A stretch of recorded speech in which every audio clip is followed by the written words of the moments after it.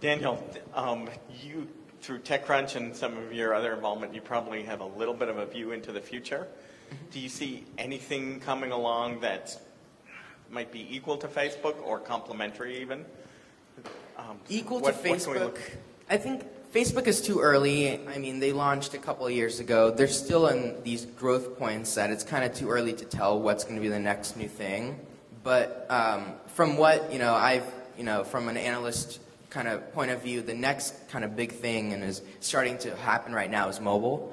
A lot of mobile startups, a lot of, mobile events, conferences, and especially with like the Facebook iPhone app. It's the biggest social networking app.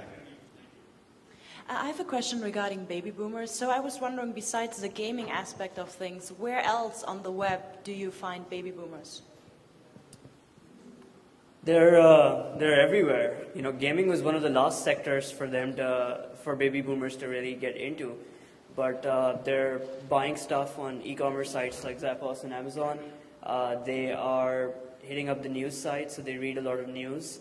All of New York Times, Wall Street Journal, depending on what category you're, home and garden, but they're reading a lot of news because the baby boomer generation started using the internet as a source of information primarily. So any sites that are information-centric sites, that's where you're going to find them. With Daniel and to some extent, me, we started using the internet as a means of communication, not as a source of information. That's a very important key difference, is we're going to be using Facebook, twice an hour, or Twitter, whereas baby boomers are going to be going and looking for information as their primary thing. Hi, my question is for Daniel, and over here. My company's product is SAT test prep over your mobile phone. And through usability testing, we found that a lot of our students didn't have credit cards. And so do you have any recommendations on how to market to students who don't actually have their own credit cards? Well, that's a service that I might be interested in because I have to take my SATs in a month. That's actually a really interesting, a lot of teens don't have credit cards. But PayPal just actually introduced a service where you can link your PayPal account to your parents' account, and you get a credit card, and the credit card will actually remove money from your parents' PayPal account. It's a great idea. It's like paypal.com/students. I actually applied for one. My parents gave into it. I don't know why. But I think it's a great idea because it gives them a good start into knowing how to manage your money, which they probably won't do too well. But I think it's a great option. PayPal is just good in general. But credit cards, yeah, we don't really have them. There's another company called Bill My Parents. That's the name of the company. And they do something similar to PayPal. They hook up with your parents' credit cards, and then they ding them.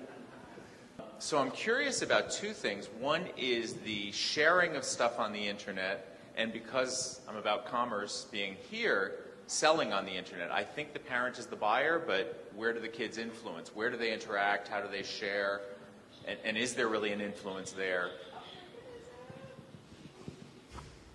So, I mean, it's an interesting question, and it ties into the broader question of how will e-commerce change with Facebook and sharing and people getting on Facebook. I think 5 years from now, or maybe 7-8 years from now, companies will get most of their online customers not through pay-per-click ads on Google or search ads or display, but they're going to acquire most of their users from friends who've shared information about their products.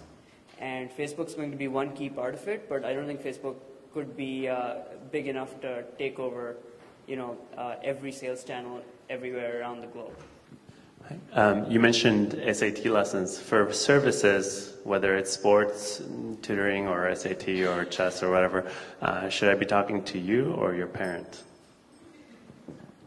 Well, we're going to buy it, so you're going to want to talk to us, and you're going to want to market it to us. But you should also be marketing to the parents.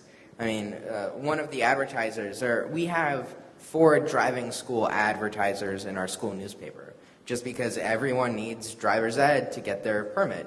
So that's a huge market. And so what they do is they show, a photocopy of what the permit test looks like with the A+ over it.